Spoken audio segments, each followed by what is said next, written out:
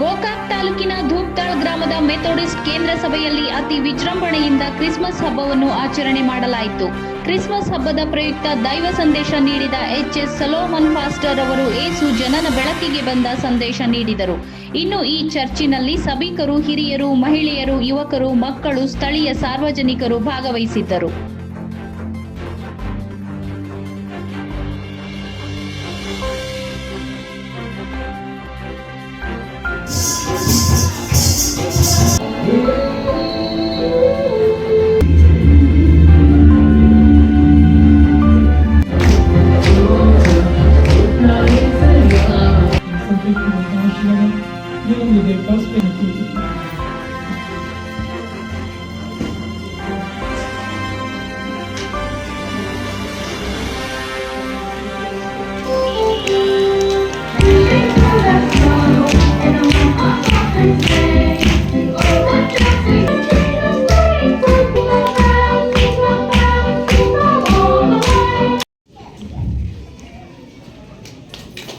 ಸಹಾಯಕ ಪ್ರಾಧ್ಯಾಪಕರಿಗೆ ಲಕ್ಷ್ಮೀಪತಿಯವರು ಮತ್ತು ನಮ್ಮ ವತಿಯಾದಂಥ ಸೂಪರ್ವೈಸರ್ ಬಂದು ಅವರನ್ನು ಸನ್ಮಾನವನ್ನು ತಿಳಿಸಿಕೊಳ್ತಾರೆ.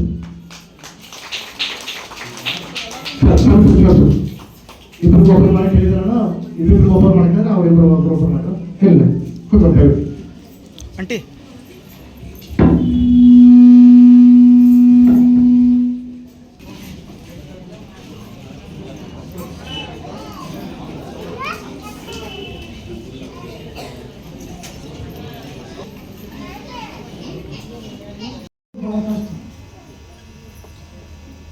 ಯಾರಿಗೂ ಬೇಡವಾಗಿರುವಂತಹ ಬೋಧನೆಯಲ್ಲಿ ಯೇಸು ಕ್ರಿಸ್ತನು ಇವತ್ತಿನ ದಿವಸ ಮಗುವಾಗಿ ನಮಗೋಸ್ಕರ ಜನಿಸಿ ಬಂದೆವುದಾಗಿ ನಾವು ನೋಡುತ್ತೇವೆ.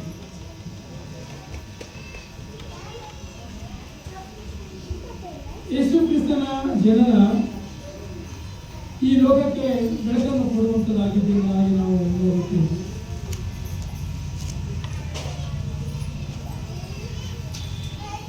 ಒಂದು ಗಂಟೆಗೆ 15 ನಿಮಿಷ ಜೋಯಿಸರಲ್ಲಿ ಒಂದು ವ್ಯತ್ಯಾಸ ಇದೆ. ಜೋಯಿಸರು ಏನ್ ಮಾಡಿದ್ರೆ ಯೇಸು ಕ್ರಿಸ್ತನು ಹುಟ್ಟಿದ್ದಾನೆ ಎಂಬುದಾಗಿ ನಮಗೆ ಬೆಳಕು ಬಂದಿದೆ. ಆ ಊರಿಗೆ, ಯಾವ ಊರಿಗೆ? ತುತ್ತಾಳಿಗೆ ಹೋಗೋಣ ಎಂಬುದಾಗಿ ಜೋಯಿಸರು ಮಾತಾಡಿಕೊಂಡ್ರು. ಆದರೆ ಕುರುಬರು ಹಾಗೆ ಮಾತಾಡಲಿಲ್ಲ. ಯೇಸು ಕ್ರಿಸ್ತನು ಹುಟ್ಟಿದ್ದಾನೆ, ಹೊಲದ ದಾಟಿದ್ರೆ ತುತ್ತಾಳಿದೆ, ತುತ್ತಾಳ ದಾಟಿದ್ರೆ ಚರ್ಚ್ ಇದೆ, ನಾವು ಅಲ್ಲಿ ಹೋಗೋಣ ಇನ್ನಾಗಿ ಅವರು ಮಾತಾಡ್ತಾರೆ. ಈ ಸರಿನಾ? ಜೋಯಿಸರಿಗೆ ಮೂಲನ ದೇಶದಿಂದ ಬೆತ್ತೇರಿಗೆ ಬರಬೇಕಾದ್ರೆ ಬೆಳಕು ಬೇಕಾಗಿತ್ತು. ಹೋಗೋಣ ಎಂಬುದಾಗಿ ಅವರು ಮಾತಾಡಿಕೊಂಡ್ರು.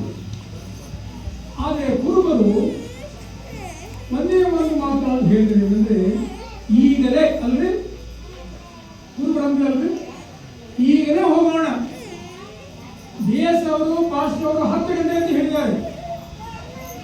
10 ಗಂಟೆಗೆ ನಾವು ಮಾತಾಡಿಕೊಂಡು ಅವ್ರಿಗೆ ಯಾರು ದಾರಿ ತೋರಿಸಲಿಲ್ಲ. ಆ ದಾರಿ ಹೋಗ್ರಿ, ಈ ದಾರಿ ಹೋಗ್ರಿ, ಈ ಹೀಗೆ ಹೋಗ್ರಿ, ಹಾಗೆ ಹೋಗ್ರಿ ಅಂತ ಯಾರು ಹೇಳಲಿಲ್ಲ. ಆದರೆ ಅವರು ಮನಸಾರೆ ಯೇಸು ಕ್ರಿಸ್ತನನ್ನು ಬೆಳಕಾಗಿ ತನ್ನ ಆತ್ಮದಲ್ಲಿ ಇಟ್ಟುಕೊಂಡರು. ಆ ಆತ್ಮದಲ್ಲಿ ಏನು ಇಟ್ಟುಕೊಂಡರಲ್ಲ, ಅದೇ ನಂಬಿಕೆ ಅವರನ್ನು ದಾರಿಯಲ್ಲಿ ನಡೆಸುತ್ತೆ ಎಂಬುದಾಗಿ